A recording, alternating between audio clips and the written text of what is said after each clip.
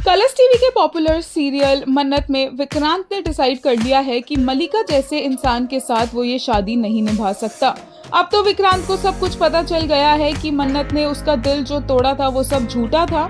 और जब विक्रांत माफी मांग लेता है तो मन्नत भी काफी ज्यादा इमोशंस में बह जाती है और दोनों करीब आ जाते हैं।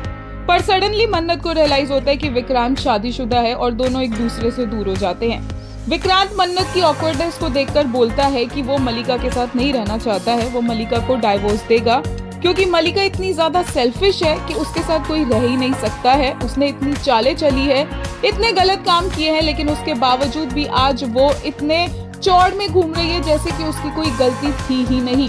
मन्नत बोलती है कि वो इनसिक्योर थी और विक्रांत बोलते हैं इनसिक्योरिटी तो मन्नत को भी हो सकती थी। मन्नत ने तो कितना कुछ सहा, उसे तो इतने दिनों से ऐश्वर्या का सच पता था। लोग पूरे घर वाले उसे क्या क्या नहीं बोल रहे थे, लेकिन फिर भी उसने एक बार भी ऐश्वर्या के बारे में गलत नहीं बोला।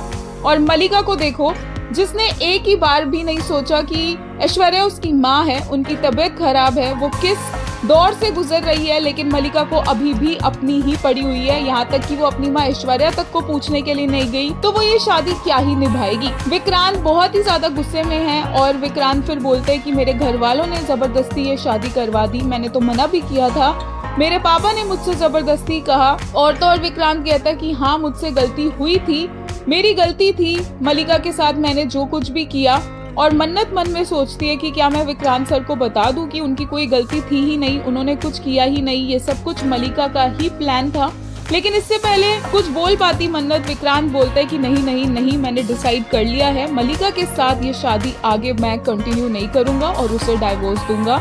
जैसे विक्रांत वहां से जाने लगता है, विक्रांत की घड़ी मन्नत के ब्रेसलेट में अटक जाती है और दोनों का एक मूवमेंट क्रिएट हो जाता है और विक्रांत बोलता है कि ये भी बाबा जी का साइन ही है। दूसरी तरफ देखने को मिलेगा कि नीतू काफी अपसेट हो जाएगी मलिका से, क्योंकि वो मलिका को जन्माष्टमी की मिठाई बनाने को बोलेगी, खीर बनाने को बोलेगी, जो मलिका जला देगी।